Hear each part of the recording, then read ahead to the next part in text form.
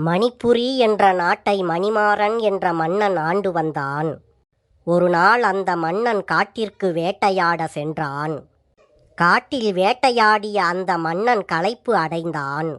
அதனால் அவன் காட்டில் இருந்த ஒரு மரத்தின் நிழலில் அமர்ந்து ஓய்வெடுத்தான். அங்கு அந்த மரத்தின் அருகில் இருந்த ஒரு மரத்தின் கீழே துறவி ஒருவர் தவம் செய்து கொண்டிருந்தார். அப்போது திடீரென கண் விழித்த அந்த துறவி அங்கு அருகில் இருந்த ஆற்றில் நீராடிவிட்டு மீண்டும் திரும்பி அந்த மரத்திற்கு கீழே வந்தார்.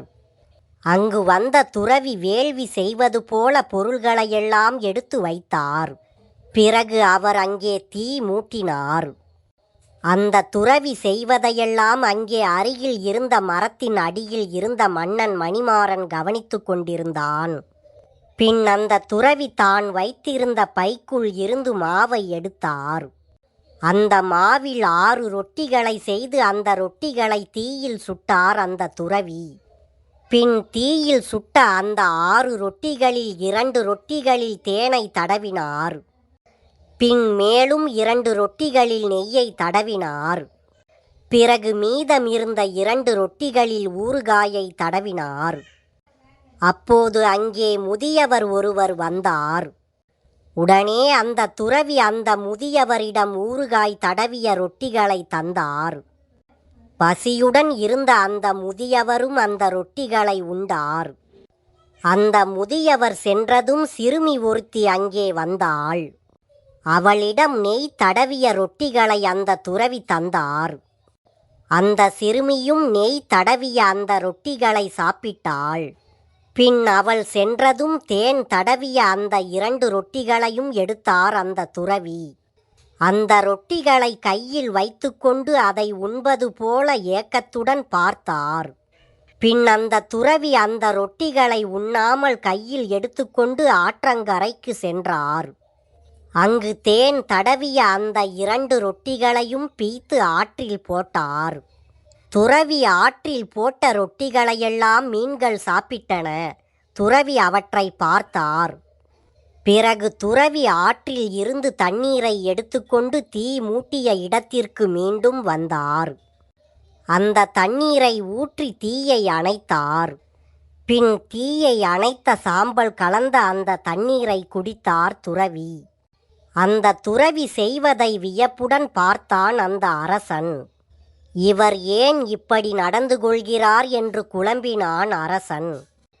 பின் துறவியிடம் சென்று அவரை வணங்கிய அரசன், துறவியாரே, ரொட்டிகளை சுட்ட நீங்கள் அவற்றை உண்ணவில்லை. அந்த ரொட்டிகளை நீங்கள் பிறருக்கு அளித்தீர்கள். பின் எஞ்சியிருந்த ரொட்டிகளை உண்பது போல ஏக்கத்துடன் பார்த்தீர்கள். பின் அந்த ரொட்டிகளை பீய்த்து ஆற்றில் இருந்த மீன்களுக்கு எறிந்தீர்கள். அதன் பின் நீங்கள் சாம்பல் கலந்த தண்ணீரை குடித்தீர்கள். நீங்கள் ஏன் இப்படி நடந்து கொண்டீர்கள் என்று அந்த துறவியிடம் கேட்டான் அரசன். அதற்கு துறவி அரசனிடம், அரசே, நான் நீராடிவிட்டு வேள்வி செய்வதற்காக அமர்ந்தேன்.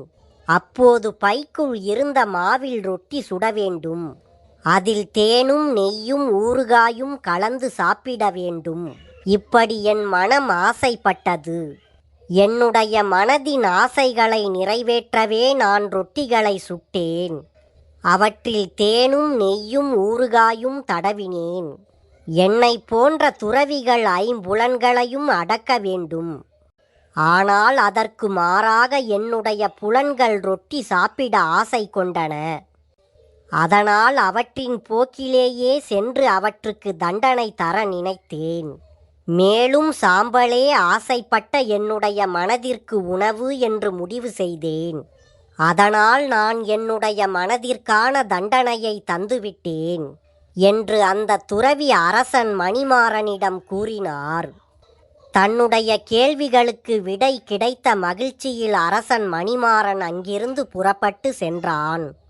வலிமை குறைந்த சிறிய பொருள்களை சுழற்றி எரியும் சூறாவளியால் வலிமை மிகுந்த கல் தூணை ஒன்றும் செய்ய முடியாது.